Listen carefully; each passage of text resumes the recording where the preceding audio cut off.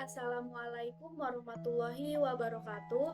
Halo semuanya, perkenalkan nama saya Susi Febrianti dengan NIM 4443220013 dari kelas 3B Program Studi Ilmu Perikanan Fakultas Pertanian Universitas Sultan Ageng Tirtayasa.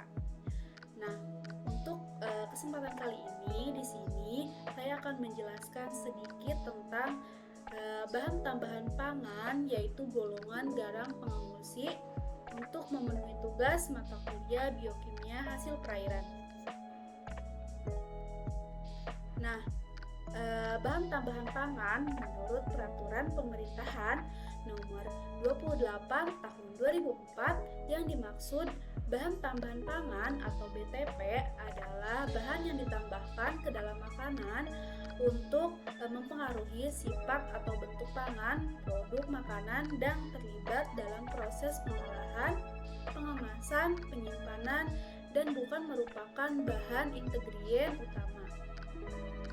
Nah, berdasarkan Peraturan Menteri Kesehatan Permenkes nomor 033 tahun 2012 tentang bahan tambahan pangan, terdapat 27 golongan BTP yang digunakan dalam pangan. Jadi terdapat 27 golongan BTP yang sering ditambahkan dalam makanan atau pangan yang sering kita konsumsi sehari-hari. Nah, ini dia 27 golongan BTP yang ditambahkan ke dalam makanan, yaitu ada antioksidan, bahan pengkarbonasi, ada garam pengemulsi, ada gas untuk kemasan, ada humektan, ada pelatin, ada pemanis, ada pembawa, ada pembentuk gel, ada pembuih, ada pengatur kemasan, ada pengawet, ada pengembang, ada pengemulsi, ada pengental, ada pengeras, ada penguat rasa, ada peningkat volume, ada penstabul, ada perisa, ada pelakuan tepung, ada pewarna, dan lainnya. Nah, untuk jenis dan fungsi, menurut Peraturan Menteri Kesehatan RI nomor 235 tahun 1979 tentang pengelompokan BTM, yaitu bahan tambahan makanan berdasarkan fungsinya. Yang pertama ada antioksidan dan antioksidasi sinergis. Yang kedua ada anti kempal, yang ketiga ada anti pengasam, penetral dan pendapar, yang keempat ada enzim, yang kelima ada pemanis buatan, yang keenam ada pemutih dan pematang, yang ketujuh ada penambahan gizi, yang kedelapan ada pengawet, yang kesembilan ada pengemulsi, penmantap dan pengental, yang kesepuluh ada pengeras, yang kesebelas ada pewarna alami dan sintetik, yang ke-12 ada penyedap rasa dan aroma, yang ke-13 ada squenstan, dan yang ke-14 bahan tambahan lainnya.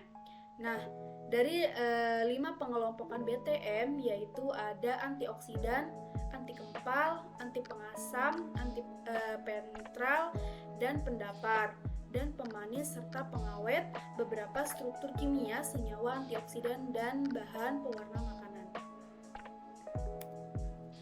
Nah, apa sih garam pengemulsi? Nah, garam pengemulsi atau emulsifying salt adalah bahan tambahan pangan untuk mendispersikan protein dalam keju sehingga mencegah pemisahan lemak. Nah, ini merupakan salah satu garam aerobik. Nah, jadi si garam pengemulsi ini merupakan salah satu bahan tambahan untuk pembuatan keju.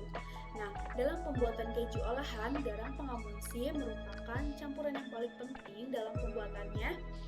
Karena hal tersebut disebabkan garam pengemulsi mampu untuk mengemulsi protein keju yang dicapai dengan menghilangkan kalsium dari sistem protein dan peptisasi, menghidrasi, membengkak, melarutkan, dan mendispersikan protein.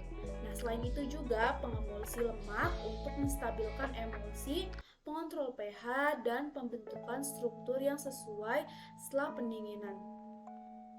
Nah, untuk peningkatan sifat yang berbeda dari masing-masing kelompok garam, pengemulsi rasio yang digunakan untuk pembuatan keju perlu diperhatikan dengan ketika pencampurannya dengan komponen lain.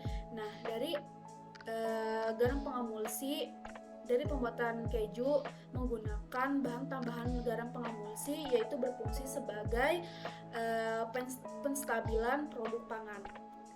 Menurut Abdel Hamid et al. Tahun 2000. Nah, salah satu pencampuran dari garam pengemulsi yaitu keju analog, yang juga disebut sebagai keju imitasi, yang dimana produk yang dibuat sebagai produk susu atau bahkan bahan non susu yang cenderung mempunyai jenis keju tertentu seperti contoh keju analog itu seperti mozzarella, keju krim, keju proses, dan susu. Nah, untuk garam pengemulsi yang banyak digunakan dalam pembuatan keju olahan dapat diklasifikasikan menjadi 3. Yang pertama itu ada monofosfat, molifosfat, dan juga sitrat. Nah, perlu untuk pembangunan 2 atau lebih garam ke dalam campuran untuk mencapai karakteristik pengumulasi dan peleburan yang optimal serta menghasilkan keju olahan yang homogen dan stabil untuk nanti dikonsumsi. Nah, ini contoh produk dari keju. Jadi dari hasil keju yang ditambahkan oleh garam pengemulsi, yaitu si kejunya akan dijadikan olahan kembali seperti olesan keju yang untuk roti bisa, dan dijadikan susu, dijadikan mentega, dan juga dijadikan keju saja bisa. Terus juga beberapa produk lainnya yang menggunakan bahan keju. Nah, jadi si bahan keju itu terdapat kandungan garam pengemulsinya gitu. Nah, yang termasuk dalam kelompok ini yang diizinkan oleh Permenkes adalah ada kalium dan natrium, ada trikalium mono, ada monodi dan trikalium fosfat, ada gelatin, ada tetranatrium, ada tetrakalium, ada dikalsium, ada natrium, ester, terus juga ada natrium glukonat. Nah, ini termasuk beberapa yang sudah diizinkan oleh Permenkes. Nah, ini materi tadi saya ambil dari beberapa jurnal. Untuk beberapa referensinya.